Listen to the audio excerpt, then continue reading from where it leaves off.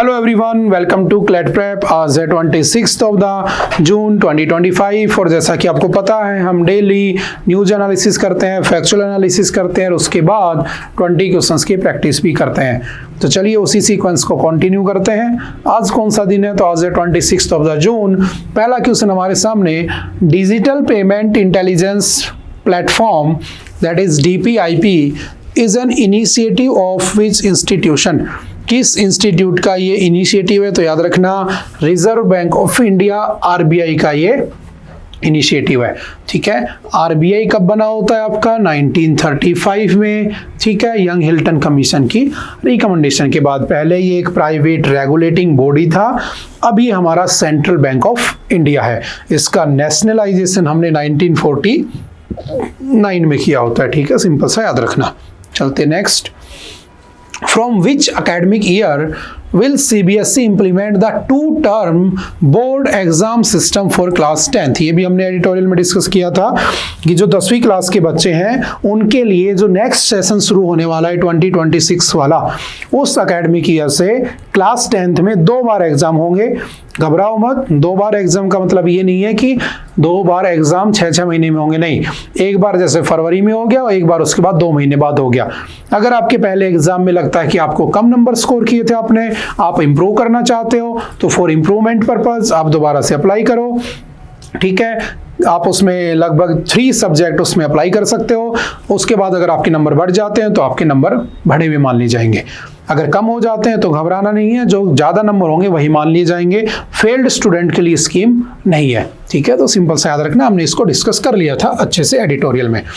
The price support scheme, जो price support किया जाता है, ठीक है, किसमें? फसलों में, क्रॉप्स में। ये जो स्कीम है किसका पार्ट है? तो याद रखना ये पार्ट है आपका प्रधानमंत्री अन्नदाता आय संरक्षण अभियान, जिसे PM आशा भी कहते हैं। प्रधानमंत्री मतलब प्रधानमंत्री, अन्नदाता मतलब किसान को कहते हैं, आय को हम इंग्लिश हिंदी में कहते हैं इनकम। ठीक है, आय मतलब इनकम, संरक्षण मतलब प्रोटेक्शन। तो उस किसान को उसकी इनकम का प्रोटेक्शन देने के लिए हमने क्या किया? PM आशा स्कीम लॉन्च की। ठीक है, उसी के अंडर में क्या है आपका? प्राइस सपोर्ट स्कीम है। तो बताना PM आशा कब इंट्रोड्यूस किया गया था? देखते हैं कौन बताता है। हालांकि जब इस बार की हमने बजट वाली क्लास पढ़ी थी, फैब का हैंड आउट पढ़ा था, उसके अंदर भी ये सब चीजें डिस्कस हुई थी। ठीक है, वहां पर उड़द की दाल और इनके लिए भी कुछ प्राइस वगैरह सेट किए गए थे। नेक्स्ट कौन सा है? Who is the first Indian to visit NASA's orbiting laboratory, the International Space Station? तो नासा वाली इंटरनेशनल स्पेस स्टेशन की लेबोरेटरी को विजिट करने वाले पहले भारतीय कौन बने? तो Shubhanshu Shukla. Option number C is the right answer. और स्पेस में जाने वाले पहले भारतीय कौन थे? तो आप जानते हो, राकेश शर्मा। 1984 में गए थे, उनको USSR लेकर गया था सोयूज T11 स्पेसशिप से। ठीक है, नेक्स्ट है the book released on 25th of the June 2025 titled the emergency diaries years that forced a leader explores the role of which leader during the emergency। तो किस leader के role की बात कर रहे हैं? तो याद रखना प्रधानमंत्री Narendra Modi. Option number C is the right answer. ठीक है, option number C is the right answer, simple सा याद रखना। Who won the Javelin Gold at the Ostrava Golden Spike 2025 in June 2025? तो किसने जीता है? तो आप नाम लगा सकते हो अंदाजा, Neeraj Chopra. Option number D is the right answer. Simple one liner में याद रखना। In which year was the first module of the International Space Station launched into orbit? जो आपका इंटरनेशनल स्पेस स्टेशन है, जो लगभग 400 किलोमीटर ऊपर हमारे यहाँ से ऑर्बिट कर रहा है, जो लगभग 15.5 ऑर्बिट पर डे लगा लेता है धरती की चारों तरफ, उसका पहला मॉड्यूल कब भेजा गया था? 1998 में भेजा जाता है। Option number B is the right answer. ये भी हमने एडिटोरियल में डिस्कस कर लिया था। नेक्स्ट है 8th। Which of the following countries is not a primary partner in the International Space Station? ISS में कौन नहीं है? तो USA भी है, नासा हमने पढ़ा था, रशिया भी है, हमने पढ़ा था, रोसकोस्मोस। ठीक है, आपकी चाइना उसका पार्ट नहीं है, तो option number C is the right answer. ठीक है, जापान की जाक्सा भी उसका पार्ट है। ठीक है, चलते हैं next. How many countries are involve in the collaborative operations and the uses of the international space station. तो उसका यूज करने के लिए कितनी कंट्रीज हैं, तो याद रखना total 15, option number C is the right answer. ठीक है, 15 कंट्री ऐसी हैं जो उसका यूज कर सकती है। Option number C is the right answer. Major 5 है जो अभी हमने पढ़ी थी। Under which article of the Indian constitution was the GST council established. जो आपकी जीएसटी काउंसिल है वो किस आर्टिकल में एड ऑन की जाती है, तो ये भी हमने एडिटोरियल में डिस्कस किया था, फ्रंट पेज पर न्यूज थी द हिंदू के। आर्टिकल 279 का ए, उसमें इसको ऐड कर दिया जाता है। ठीक है, और स्टेट्स के लिए 246 के ए में ऐड कर दिया जाता है, उसमें स्टेट्स को भी राइट दे दिया जाता है, लेकिन जीएसटी काउंसिल 279 का ए।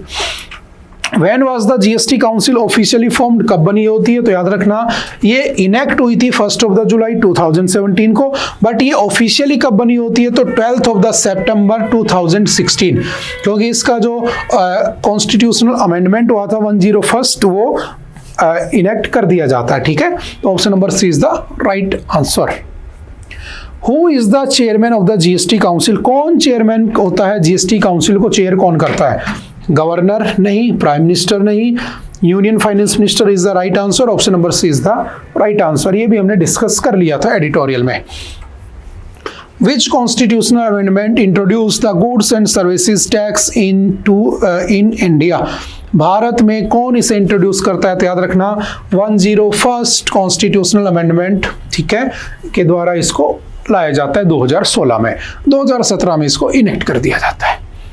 Who among the following is not a member of the GST Council? अब GST काउंसिल का मेंबर कौन नहीं होता है, फाइनेंस मिनिस्टर तो होता ही है, वो तो उसको चेयर करता है, चेयरमैन होता है। यूनियन मिनिस्टर ऑफ स्टेट और फाइनेंस ये भी होता है, हमने पढ़ा था। चीफ मिनिस्टर उसके मेंबर नहीं होते हैं। Option number C is the right answer. ठीक है, फाइनेंस मिनिस्टर हर स्टेट के होते ही होते हैं। ठीक है, तो C is the right answer. Next है, which UN agency is primarily responsible for addressing the issues related to the migration. जो माइग्रेशन होता है, लोग माइग्रेट करते हैं, उसके लिए कौन सा डिपार्टमेंट है, तो याद रखना IOM, international organization for migrants. ठीक है, option number C is the right answer. बताना इसका हेडक्वार्टर कहां पर है। ठीक है, next, When was the Global Compact for the Safe, Orderly and the Regular Migration adopted by the United Nations?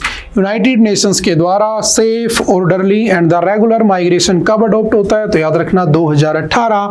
Option number C is the right answer. Simple one liner में याद रखना। Which of the following is not a principle of the UN Global Compact for the Migration? देखो, migrate जो लोग करते हैं उनके human rights भी होते हैं, हमें उनको भी बचाना चाहिए। ठीक है, तो कौन सा उसका प्रिंसिपल ये नेशनल सोवरेनिटी, ये भी है कि अगर देश की सोवरेनिटी की बात आ गई तो भी आप उसको वापस भेज सकते हो। ह्यूमन राइट्स भी होते हैं माइग्रेंट्स के। ठीक है, सेफ, ऑर्डरली, रेगुलर माइग्रेशन, ये तो है ही, 2018 में आया था।